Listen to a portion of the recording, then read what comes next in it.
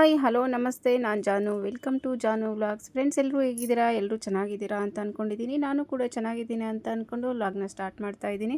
ಬೆಳಗಿನಿಂದನೇ ವ್ಲಾಗ್ನ ಮಾಡ್ತಾ ಇದ್ದೀನಿ. ಇವತ್ತು ಎದ್ದಿದ ತಕ್ಷಣ ಇವತ್ತು ಬಾಗಿಲೆಲ್ಲ ತೊಳೆದು ಒಂದು ಸಿಂಪಲ್ಲಾಗಿ ಒಂದು ರಂಗೋಲಿ ಹಾಕಿದೆ. ಯಾಕೆ ಅಂದರೆ ಮಳೆ ಬರ್ತಾ ಇದೆ. ಈಗ ಬರ್ತಾ ಇಲ್ಲ, ಸ್ವಲ್ಪ ಬರೋ ಥರ ಇದೆ. ಈ ನಡುವೆ ಅಂತೂ ಸಂಜೆ ಟೈಮು ಡೈಲಿ ಮಳೆ ಬರುತ್ತೆ. ಇನ್ನು ರಂಗೋಲಿ ಎಲ್ಲ ದೊಡ್ಡದಾಗಿ ಹಾಕಿದ್ರೆ ಹೊರಟೋಗುತ್ತೆ ಮಳೆಗೆಲ್ಲ ಅಂತ ಸಿಂಪಲಾಗಿ ಒಂದು ರಂಗೋಲಿ ಹಾಕಿ ಬಂದು ಎಳ್ನೀರಿತ್ತು, ಎಳ್ನೀರನ್ನ ಕುಡಿತಾ ಇದ್ದೀನಿ. ತೊಗೊಂಬಂದು ಒಂದು 4-5 ದಿನ ಆಗಿತ್ತು.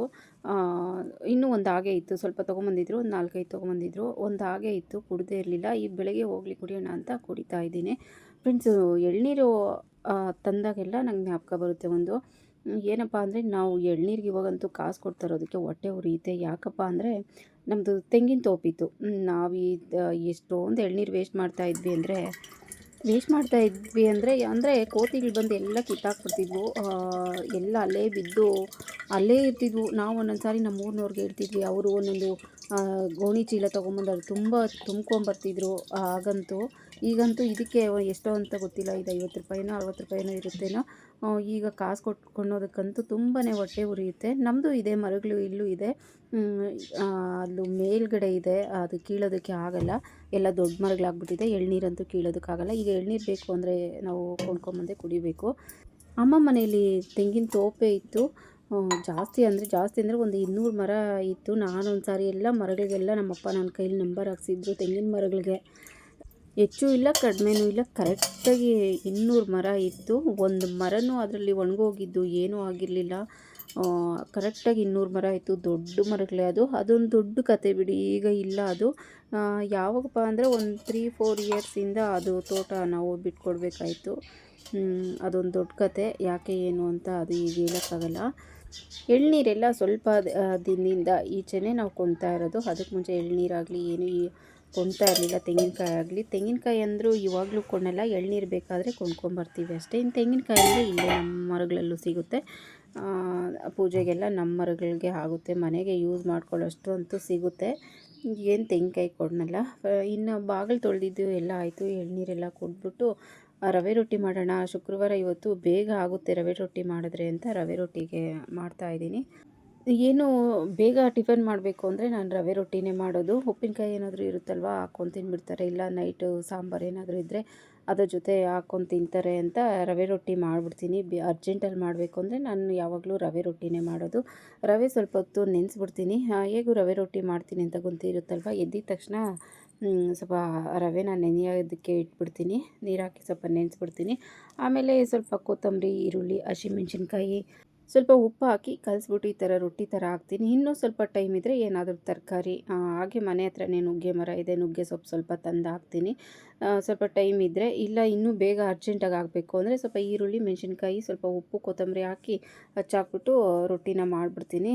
ತುಂಬಾ ಚೆನ್ನಾಗಿರುತ್ತೆ. ಯಾವ ಥರ ಮಾಡಿದ್ರೂ ರವೆ ರೊಟ್ಟಿ ತುಂಬಾ ಚೆನ್ನಾಗಿರುತ್ತೆ. ನನಗೂ ತುಂಬ ಇಷ್ಟ. ನಮ್ಮ ಮನೇಲಿ ಎಲ್ಲರೂ ತುಂಬ ಇಷ್ಟಪಟ್ಟು ತಿಂತಾರೆ ರವೆ ರೊಟ್ಟಿನ. ಆದರೆ ರವೆನ ಚೆನ್ನಾಗಿ ನೆನೆಸ್ಬೇಕಷ್ಟೇ. ನೆನೆಸಿಲ್ಲ ಅಂದರೆ ಅದು ಗಟ್ಟಿ ಆಗಿಬಿಡುತ್ತೆ. ಸ್ವಲ್ಪ ಸಾಫ್ಟಾಗಿ ನೆನೆಸಿದ್ರೆ ಚೆನ್ನಾಗಿ ರವೆ ನೆಂದರೆ ರೊಟ್ಟಿ ಸಾಫ್ಟಾಗಿರುತ್ತೆ.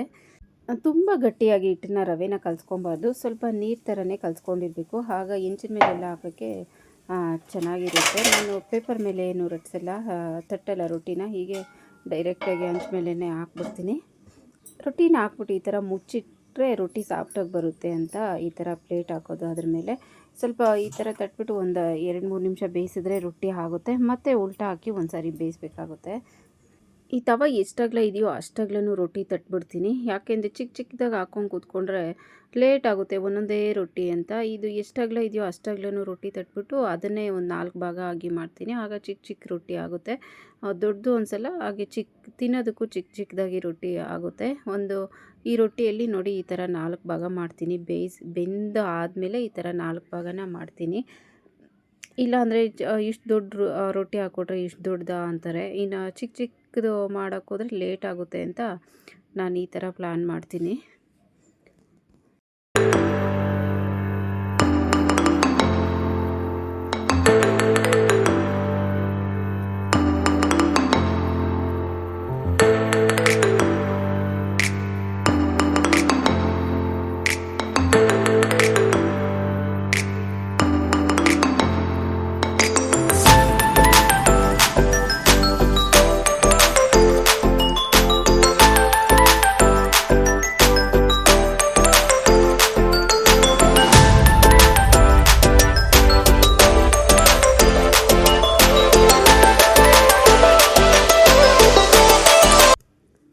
ಟಿಫನ್ ರೆಡಿ ಮಾಡಿಟ್ಟು ಪೂಜೆನೂ ಮುಗಿಸ್ಕೊಂಡೆ. ಹಾಗೆ ಈಗ ನಮ್ಮ ಗಿಡದಲ್ಲಿ ಸ್ವಲ್ಪ ನಂದು ಬಟ್ಲು ಮತ್ತು ವೈಟ್ದು ನೋಡಿ ಈ ಥರ ರೋಸ್ ಸಿಗ್ತಾ ಇದೆ. ಇನ್ನು ದಾಸವಾಳ ಎಲ್ಲ ಒಂದು ಎರಡೋ ಮೂರೋ ಸಿಗ್ತಾ ಇದೆ, ಬೇರೆ ಏನೂ ಇಲ್ಲ. ಇನ್ನು ಮಲ್ಲಿಗೆ ಹೂವಂತೂ ಲಾಸ್ಟ್ ಆಯಿತು. ಇನ್ನು ಅದು ಇನ್ನು ಸೀಸನ್ ಬಂದಾಗಲೇ ಮಲ್ಲಿಗೆ ಹೂವು ಸಿಗೋದು. ಇನ್ನು ನೆಕ್ಸ್ಟ್ ಇಯರು ಸ್ವಲ್ಪ ಎಲ್ಲೋ ಅಲ್ಲೊಂದು ಚಿಕ್ಕ ಚಿಕ್ಕ ಗಿಡದಲ್ಲಿ ತುಳಸಿ ಇದೆ. ಲಾಸ್ಟ್ ಇಯರ್ ಅಂತೂ ಇಂಥ ಟೈಮಲ್ಲಿ ತುಳಸಿ ಅಂತೂ ಬೇಜಾನಿತ್ತು ನಮ್ಮ ಮನೆ ಹತ್ರ. ನಮ್ಮ ಮನೆ ಮುಂದೆ ಎಷ್ಟೊಂದಿತ್ತು ಅಂದರೆ ದೇವಸ್ಥಾನಗಳಿಗೆಲ್ಲ ದೊಡ್ಡದಾಗಿ ಹಾರ ತೊಗೊಂಡೋಗಿ ಹಾಕ್ತಿದ್ದೆ, ಅಷ್ಟೊಂದಿತ್ತು. ಈಗಂತೂ ಫುಲ್ ಎಲ್ಲ ಸ್ವಲ್ಪನೂ ಇಲ್ಲ, ಎಲ್ಲೋ ಒಂದೋ ಎರಡೇ ಗಿಡ ಇದೆ. ಗುರುವಾರ ರಾಯರ ಪೂಜೆಗೆ ಒಂದೊಂದು ದಳ ತೊಗೊಂಬಂದು ಇಡ್ತೀವಿ. ತುಂಬಾ ಕಡಿಮೆ ಆಗಿಬಿಟ್ಟಿದೆ ತುಳಸಿ. ಇನ್ನು ಈ ವೈಟ್ದಂತೂ ಬೇಜಾನ್ ಸಿಗ್ತಾ ಇದೆ ಈಗ. ಇದೆಲ್ಲ ಲಾಸ್ಟ್ ಆಗೋಷ್ಟರಲ್ಲಿ ಇನ್ನು ದಾಸವಾಳ ಬರುತ್ತೆ, ಸ್ಟಾರ್ಟ್ ಆಗುತ್ತೆ. ನೈವೇದ್ಯಕ್ಕೇನು ಇಟ್ಟಿಲ್ಲ, ಪೂಜೆ ಆದಮೇಲೂ ನೈವೇದ್ಯ ಇಡ್ಬೋದಂತೆ. ಅದಕ್ಕೋಸ್ಕರ ನಾನು ಪೂಜೆ ಆದಮೇಲೆ ಮಾವಿನ ಹಣ್ಣು ಎಲ್ಲ ಫ್ರೂಟ್ಸ್ ಎಲ್ಲ ಇತ್ತು, ತೊಗೊಂಬಂದಿದ್ದಾರೆ ಫ್ರೂಟ್ಸ್ ಎಲ್ಲ. ಏನಾದರೂ ಇಡೋಣ ಅಂತ ಪೂಜೆ ಮುಗಿಸ್ಕೊಂಡು ಇಟ್ಟೆ. ಆಮೇಲೆ ಡ್ರೈ ಫ್ರೂಟ್ಸೂ ಸ್ವಲ್ಪ ಬಾಳೆಹಣ್ಣು ನೈವೇದ್ಯಕ್ಕೆ ಇಟ್ಬಿಟ್ಟು ನಾನು ಟಿಫನ್ ಮಾಡ್ತಾಯಿದ್ದೀನಿ. ಫ್ರೆಂಡ್ಸ್, ಈ ರವೆ ರೊಟ್ಟಿಗೆ ಏನು ಚಟ್ನಿ ಪಲ್ಯ ಅಥವಾ ಉಪ್ಪಿನಕಾಯಿ ಏನೂ ಇಲ್ಲದೇ ಅದೇ ಖಾಲಿ ರೊಟ್ಟಿನೇ ತಿನ್ಬೋದು, ತುಂಬಾ ಟೇಸ್ಟಾಗಿರುತ್ತೆ. ನಾನು ತುಂಬ ಇದನ್ನೇ ತಿಂದ್ಬಿಟ್ಟೆ. ನಾನು ಸಾಂಬಾರು ಹಾಕ್ಕೊಂಡೆ ಅಷ್ಟೇ, ಸಾಂಬಾರೇನು ತಿನ್ನಲಿಲ್ಲ, ಬರೀ ರೊಟ್ಟಿನೇ ತಿಂದ್ಬಿಟ್ಟೆ. ಹಾಗೆ ಇಷ್ಟೆಲ್ಲ ಮುಗಿಯೋಷ್ಟರಲ್ಲಿ ಸ್ವಲ್ಪ ಪೂಜೆ ಟಿಫನ್ ಎಲ್ಲ ಮಾಡಿಕೊಂಡು ಸ್ವಲ್ಪ ರೆಸ್ಟ್ ಮಾಡಿ ಇನ್ನು ಮಧ್ಯಾಹ್ನ ಆಯಿತು. ಅಷ್ಟರಲ್ಲಿ ಸಾಂಬಾರು ಮಾಡಿ ಇಟ್ಬಿಡೋಣ. ಇನ್ನು ಸಂಜೆ ಅಂತೂ ಮಳೆ ಬರ್ತಿದೆ. ಈ ನಡುವೆ ಅಂತೂ ಸ್ವಲ್ಪ ಕರೆಂಟ್ ಹೋಗ್ತಾ ಇದೆ ನಮ್ಮೂರಲ್ಲಿ. ಪವರ್ ಹೋಗುತ್ತೆ, 1 2 ಅವರ್ 3 ಅವರ್ ಬರೋದೇ ಇಲ್ಲ. ಹಾಗಾಗಿ ಸಾಂಬಾರು ಮಾಡಿ ಇಟ್ಬಿಡೋಣ ಅಂತ ಮಾಡ್ತಿದ್ದೀನಿ. ಮಧ್ಯಾಹ್ನ ಮೊನ್ನೆ ಬೆಂಡೆಕಾಯಿ ತೊಗೊಂಬಂದಿದ್ದೆ, ಮುದ್ಗಾನ್ ಕುಂಟೆಗೆ ಹೋಗಿದ್ದೆ ಅಂತ ಹೇಳಿದ್ವಲ್ವ. ಹಾಗೇನು ಸ್ವಲ್ಪ ತರಕಾರಿ ಬರಬೇಕಾದ್ರೆ ಸ್ವಲ್ಪ ತರಕಾರಿ ಎಲ್ಲ ತೊಗೊಂಬಂದಿದ್ವಿ, ಹಾಗೆ ಇತ್ತು. ಈಗ ಬೆಂಡೆಕಾಯಿ ಗೊಜ್ಜು ಮಾಡಿಡೋಣ ಅಂತ ಮಾಡ್ತಾಯಿದ್ದೀನಿ. ಇದನ್ನೆಲ್ಲ ವಾಶ್ ಮಾಡಿ ಈ ಥರ ಎಲ್ಲ ಹಚ್ಕೊಂಡು ಬೆಂಡೆಕಾಯಿನ ಡ್ರೈ ಫ್ರೈ ಮಾಡ್ಕೊತಾ ಇದ್ದೀನಿ. ಫಸ್ಟೇ ನಾನು ಎಣ್ಣೆನ ಹಾಕ್ಬಿಡಲ್ಲ, ಸ್ವಲ್ಪ ಇದೆಲ್ಲ ನೀರಿನಂಶ ಎಲ್ಲ ಸ್ವಲ್ಪ ಹೋದ್ಮೇಲೆ ನಾನು ಬಟ್ಟೆಯಲ್ಲೂ ಒರೆಸಲ್ಲ ಫ್ರೆಂಡ್ಸ್. ಇದನ್ನು ಬೆಂಡೆಕಾಯಿನ ತೊಳೆದ್ಬಿಟ್ಟು ಒಂದು ಪ್ಲೇಟಲ್ಲಿ ಹಾಕಿ ಇಟ್ಬಿಡ್ತೀನಿ. ನೀರೆಲ್ಲ ಸೋರ್ಕೊಂಡಾದಮೇಲೆ ಈ ಥರ ನಮ್ಗೆ ಯಾವ ಶೇಪಲ್ಲಿ ಬೇಕೋ ಆ ಶೇಪಲ್ಲಿ ಕಟ್ ಮಾಡಿಕೊಂಡು ಸ್ವಲ್ಪ ಬಾಣಲಿಗೆ ಹಾಕಿ ಬಿಸಿ ಮಾಡ್ತೀನಿ. ಆಗ ನೀರೆಲ್ಲ ಎವಾಪರೇಟರ್ ಆಗಿರುತ್ತೆ. ಆಗ ಸ್ವಲ್ಪ ಆಯಿಲ್ ಹಾಕ್ಬಿಟ್ಟು ಮತ್ತೆ ಸ್ವಲ್ಪ ರೋಸ್ಟ್ ಮಾಡ್ಕೊತೀನಿ ಅಷ್ಟೇ. ಇನ್ನು ಸಪ್ರೇಟಾಗಿ ಬಟ್ಟೆ ತೊಗೊಂಡು ಒಂದೊಂದೂ ಒರೆಸೋದಕ್ಕೇನು ಹೋಗಲ್ಲ. ಈ ಥರನೂ ಒಂದು ಸಾರಿ ಟ್ರೈ ಮಾಡಿ. ಬೆಂಡೆಕಾಯಿ ಆ ನೀರಲ್ಲೇ ಅದನ್ನು ಉರಿಯೋಕ್ಕಿಡಿದ್ರೆ ಅದೆಲ್ಲ ಅಂಟು ಥರ ಬರ್ತಾ ಇರುತ್ತೆ. ಅದಕ್ಕೆ ಫಸ್ಟ್ ಎಣ್ಣೆ ಹಾಕ್ದಿರೋ ಒಂದು ಸಾರಿ ಈ ಥರ ಮಾಡಿ ಸ್ವಲ್ಪ ರೋಸ್ಟ್ ಮಾಡ್ಕೊಂಡು ಆಮೇಲೆ ಎಣ್ಣೆ ಹಾಕಿ ಅದನ್ನು ಹುರಿದು ನೋಡಿ ಕರೆಕ್ಟಾಗಿ ಬಂದಿರುತ್ತೆ. ಅದನ್ನು ಬಟ್ಟೆ ತೊಗೊಂಡು ಒರೆಸೋಷ್ಟು ಟೈಮೆಲ್ಲ ಸೇವ್ ಆಗುತ್ತೆ ನೋಡಿ. ಎಲ್ಲ ಸ್ವಲ್ಪ ಡ್ರೈ ಫ್ರೈ ಮಾಡಿಕೊಂಡು ಆಮೇಲೆ ಸ್ವಲ್ಪ ಎಣ್ಣೆ ಹಾಕಿ ಮತ್ತೆ ಫ್ರೈ ಮಾಡ್ಕೊತಾ ಇದ್ದೀನಿ. ಬೆಂಡೆಕಾಯಿ ಹುರ್ಕೊಂಡಿದ್ದೆ ಎಲ್ಲ ಆಯಿತು ಫ್ರೆಂಡ್ಸ್. ಸಿಂಪಲಾಗಿ ಮಾಡ್ತಾಯಿದ್ದೀನಿ ಒನ್ ಟೈಮ್ಗೆ ಅಂತ ನೋಡಿ. ಸ್ವಲ್ಪ ಒಂದು 3-4 ಸ್ಪೂನ್ ಎಣ್ಣೆನ ಹಾಕ್ತಾಯಿದ್ದೀನಿ. ಒನ್ ಟೈಮ್ಗೆ ಅಂದರೆ ಬೇಜಾಂತ ಒಬ್ಬೊಬ್ಬರು ಒಂದೊಂದು ಥರ ಮಾಡ್ತಾರೆ. ಬೆಂಡೆಕಾಯಿ ಗೊಜ್ಜು, ಬೆಂಡೆಕಾಯಿ ಫ್ರೈ, ಬೆಂಡೆಕಾಯಿ ಸಾಂಬಾರು, ಬೆಂಡೆಕಾಯಿ ಪಲ್ಯ ಎಲ್ಲ ಮಾಡ್ತಾರಲ್ವ. ನಾನು ಇದು ಸ್ವಲ್ಪ ಗ್ರೇವಿ ಥರನೂ ಸ್ವಲ್ಪ ಗ್ರೇವಿ ಥರನೂ ಇರುತ್ತೆ, ಸ್ವಲ್ಪ ಪಲ್ಯ ಥರನೂ ಇರುತ್ತೆ, ಆ ಥರ ಮಾಡ್ತಾಯಿದ್ದೀನಿ. ಮಸಾಲೆ ಹಾಕಿನೂ ಮಾಡ್ಕೊಬೋದು, ಅಂದರೆ ಮಸಾಲೆ ಗ್ರೈಂಡ್ ಮಾಡಿಕೊಂಡು ರೆಡಿ ಮಾಡ್ಕೊಬೋದು, ಇಲ್ಲಾಂದರೆ ಹಾಗೇನೂ ಮಾಡ್ಬೋದು. ನಾನು ಇವತ್ತು ಸಿಂಪಲಾಗೆ ಮಾಡ್ತಾಯಿದ್ದೀನಿ. ಸ್ವಲ್ಪ ಎಣ್ಣೆ ಹಾಕಿದ್ದೀನಿ, ಎಣ್ಣೆ ಬಿಸಿ ಆದಮೇಲೆ ಸಾಸಿವೆ ಹಾಕಿದ್ದೀನಿ, ಸಾಸಿವೆ ಬಿಸಿ ಆದಮೇಲೆ ಸ್ವಲ್ಪ ಬೆಳ್ಳುಳ್ಳಿ ಜಜ್ಜಿ ಹಾಕಿದ್ದೀನಿ, ಮತ್ತು ಈರುಳ್ಳಿ ಹಾಕಿದ್ದೀನಿ, ಕರಿಬೇವು ಹಾಕಿದ್ದೀನಿ. ಅದನ್ನು ಸ್ವಲ್ಪ ಎಣ್ಣೆಯಲ್ಲೆಲ್ಲ ಫ್ರೈ ಮಾಡ್ತಾಯಿದ್ದೀನಿ. ಇದು ಸ್ವಲ್ಪ ಫ್ರೈ ಆಗಾದಮೇಲೆ ಸಣ್ಣದಾಗಿ ಹಚ್ಚಿಟ್ಕೊಂಡಿರೋ ಅಂಥ ಟೊಮೆಟೊನ ಹಾಕ್ತಾಯಿದ್ದೀನಿ. ಇದನ್ನು ಸ್ವಲ್ಪ ಫ್ರೈ ಮಾಡಿಬಿಟ್ಟು ಸ್ವಲ್ಪ ಧನಿಯಾ ಪೌಡರ್, ಸ್ವಲ್ಪ ಗರಂ ಮಸಾಲ, ಸ್ವಲ್ಪ ಚಿಲ್ಲಿ ಪೌಡರ್, ಸ್ವಲ್ಪ ಟರ್ಮರಿಕ್ ಪೌಡರನ್ನು ಹಾಕಿ ಅದನ್ನು ಎಣ್ಣೆಯಲ್ಲಿ ಸ್ವಲ್ಪ ಫ್ರೈ ಮಾಡಿಕೊಂಡು ಅದನ್ನೆಲ್ಲ ಸ್ವಲ್ಪ ಎಣ್ಣೆಯಲ್ಲಿ ಫ್ರೈ ಮಾಡಿ ಹಾಗೆ ಫ್ರೈ ಮಾಡಿ ಇಟ್ಕೊಂಡಿರೋ ಅಂಥ ಬೆಂಡೆಕಾಯಿನ ಹಾಕ್ಬಿಟ್ಟು ಸ್ವಲ್ಪ ಉಪ್ಪನ್ನು ಹಾಕಿ ಸ್ವಲ್ಪ ನೀರನ್ನು ಹಾಕಿ ಸ್ವಲ್ಪ ಕುದಿಸ್ಕೊಂಡ್ರೆ ಬೆಂಡೆಕಾಯಿ ಗ್ರೇವಿ ಪಲ್ಯ ಏನಾದರೂ ಅನ್ಬೋದು, ಅದು ರೆಡಿ ಆಗುತ್ತೆ. ಚಪಾತಿ, ಮುದ್ದೆ, ರೈಸ್ಗೂ ಎಲ್ಲರ ಜೊತೆ ಚೆನ್ನಾಗಿರುತ್ತೆ. ಇನ್ನು ಮಧ್ಯಾಹ್ನ ಅಂತೂ ಸಾಂಬಾರು ಮಾಡಿಟ್ಕೊಂಡ್ರೆ ನೈಟ್ ಅಡುಗೆಗೆ ತುಂಬಾ ಈಸಿ ಆಗುತ್ತೆ. ನಮ್ಮನೇಲಂತೂ ನೈಟು ಮುದ್ದೆನೇ ಮಾಡೋದು. ನಾನು ಮುದ್ದೆಗೆ ಇದು ಬೆಂಡೆಕಾಯಿ ಸಾಂಬಾರನ್ನು ಮಾಡಿದ್ದು. ಬೆಳಗ್ಗೆ ಎಲ್ಲ ಟಿಫನ್ ಅಲ್ವಾ, ನೈಟ್ ಕಂಪಲ್ಸರಿ ಮುದ್ದೆ ಇದ್ದೇ ಇರುತ್ತೆ. ಯಾವಾಗಲೂ 1 ದಿನ 2 ದಿನ, ವಾರದಲ್ಲಿ 1-2 ದಿನ ಮಿಸ್ ಆಗುತ್ತೆ. ಮಿಕ್ಕಿದ ದಿನದಲ್ಲೆಲ್ಲ ನಮಗೆ ಮುದ್ದೆ ರೈಸೇ ಬೇಕು. ಜೊತೆ ಸಾಂಬಾರು, ಜೊತೆ ಬಜ್ಜಿ ಬೋಂಡ ಏನಾದರೂ ಸೌತೆಕಾಯಿ ಕೋಸಂಬರಿ ಥರ ಏನಾದರೂ ಮಾಡಿಕೊಂಡು ಮುದ್ದೆನೇ ಮಾಡ್ತೀನಿ. ಸಾಂಬಾರು ರೆಡಿ ಆಯಿತು. ಇನ್ನೂ ಸ್ವಲ್ಪ ಜಾಸ್ತಿ ಗ್ರೇವಿ ಆಗಿರಬೇಕು ಅಂದರೆ ಸ್ವಲ್ಪ ಕೊಬ್ಬರಿ, ಸ್ವಲ್ಪ ಟೊಮೆಟೊ, ಸ್ವಲ್ಪ ಆನಿಯನ್ ಎಲ್ಲ ಇದಕ್ಕೆ ಗ್ರೈಂಡ್ ಮಾಡ್ಕೊಂಡು ಹಾಕಿದ್ರೆ ಇನ್ನೂ ತುಂಬ ತಿಕ್ಕಾಗಿ ಗ್ರೇವಿಯಾಗಿ ಇರುತ್ತೆ. ಇಲ್ಲಾಂದರೆ ಸ್ವಲ್ಪ ಮೊಸರಾದರೂ ಹಾಕ್ಬೋದು, ಆವಾಗಲೂ ಸ್ವಲ್ಪ ತಿಕ್ಕಾಗಿ ಗ್ರೇವಿಯಾಗಿ ಆಗುತ್ತೆ. ನಾನು ಒನ್ ಟೈಮ್ಗಲ್ವ ಸಾಕು, ಚಿಕ್ಕದಾಗೆ ಸ್ವಲ್ಪನೇ ಸಾಕು ಅಂತ ಸ್ವಲ್ಪ ಮಾಡಿದೆ. ನಾನು ಬೇರೆ ಏನೂ ಹಾಕೋದಕ್ಕೆ ಹೋಗಲಿಲ್ಲ. ನೋಡಿ ರೆಡಿ ಆಯಿತು ಬೆಂಡೆಕಾಯಿ ಸಾಂಬಾರು. ಲಾಸ್ಟಲ್ಲಿ ಸ್ವಲ್ಪ ಕೊತ್ತಂಬರಿ ಹಾಕಿದ್ರೆ, ಕಟ್ ಮಾಡಿರೋಂಥ ಕೊತ್ತಂಬರಿ ಹಾಕಿದ್ರೆ ರೆಡಿ ಆಗುತ್ತೆ. ನಾನು ಜಾಸ್ತಿ ಅಂದರೆ ಇದೇ ಥರನೇ ಮಾಡ್ತೀನಿ, ತುಂಬ ಬೇಗ ಆಗುತ್ತಲ್ವ, ಅದಕ್ಕೋಸ್ಕರ. ನೋಡಿ ನಾನು ಈ ಕನ್ಸಿಸ್ಟೆನ್ಸಿಗೆ ಮಾಡಿದ್ದೀನಿ, ಚೆನ್ನಾಗಿರುತ್ತೆ. ಈ ಥರ ನೀವು ಒಂದ್ಸರಿ ಟ್ರೈ ಮಾಡಿ ನೋಡಿ. ಮೀಶೋ ಅಲ್ಲಿ ಫೈಬರ್ ಲೋಟನ ತರಿಸ್ಕೊಂಡಿದ್ದೆ. ಗ್ಲಾಸಿಂದೆಲ್ಲ ತುಂಬ ಹಾಳು ಮಾಡಿಬಿಟ್ಟಿದ್ದೀನಿ. ನಾನೇ ಅದು ವಾಶ್ ಮಾಡೋಕ್ಕೆ ಹೋದಾಗೆಲ್ಲ ಒಡೆದು ಹಾಕ್ತಾಯಿದ್ದೀನಿ. ಸ್ವಲ್ಪ ಕಾಸ್ಟ್ಲಿ ಅಲ್ವಾ, ಅದೆಲ್ಲ ಸ್ವಲ್ಪ ಹಾಳಾಗ್ಬಿಡುತ್ತೆ ಅಂತ ಬೇಜಾರಾಗಿ ಸರಿ ಫೈಬರ್ದು ತರಿಸ್ಕೊಂಡಿದ್ದೀನಿ. ಸ್ವಲ್ಪ ಚೆನ್ನಾಗಿತ್ತು ಅಂತಲೇ ಹೇಳ್ಬೋದು. ನಾನು ಕ್ವಾಲಿಟಿ ಹೇಗಿರುತ್ತೋ, ಸೈಜೆಲ್ಲ ಹೇಗಿರುತ್ತೋ ಅಂತ ಅಂದ್ಕೊಂಡಿದ್ದೆ.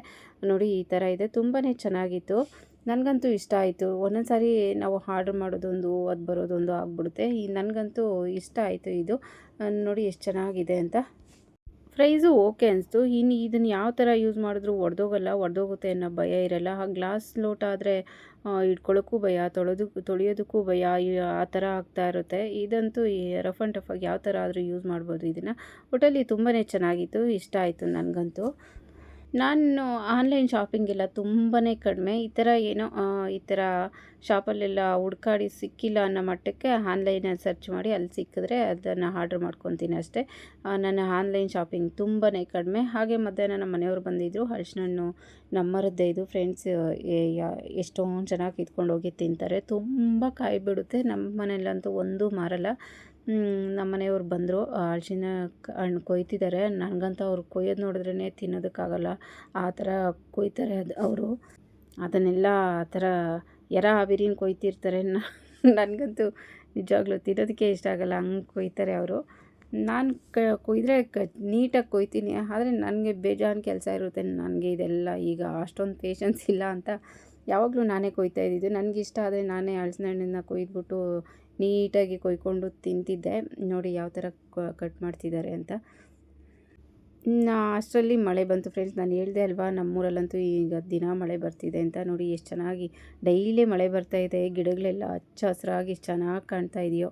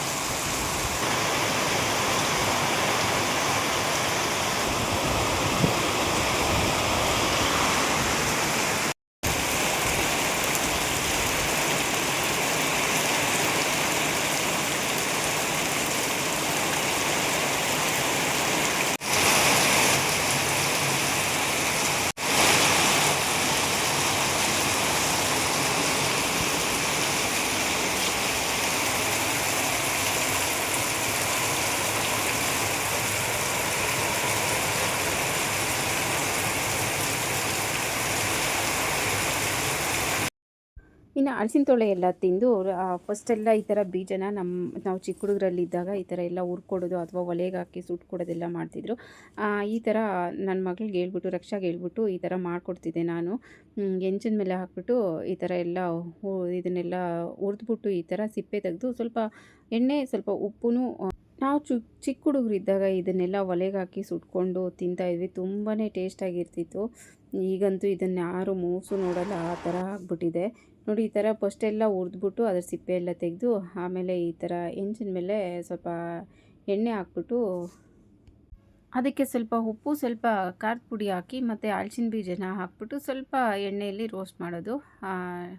ತುಂಬಾ ಚೆನ್ನಾಗಿರುತ್ತೆ ತಿನ್ನೋದಕ್ಕೆ, ಹಾಗೆ ಹೆಲ್ದಿ ಕೂಡ. ಈಗಂತೂ ಇದನ್ನು ಯಾರೂ ತಿನ್ನಲ್ಲ ಬಿಡಿ. ಈ ಥರ ಮಾಡಿಕೊಟ್ರು ಯಾರೂ ತಿನ್ನಲ್ಲ. ನಾನು ನೋಡಿ ಸ್ವಲ್ಪ ಮಾಡ್ತಾಯಿದ್ದೀನಿ, ಒಂದು 5-6 ಹಲಸಿನ ಬೀಜದಲ್ಲಿ ಮಾಡ್ತಾಯಿದ್ದೀನಿ. ತಿಂದರೆ ಬೇಕಿದ್ದರೆ ಮಾಡ್ಕೊಳ್ಳೋಣ ಅಂತ.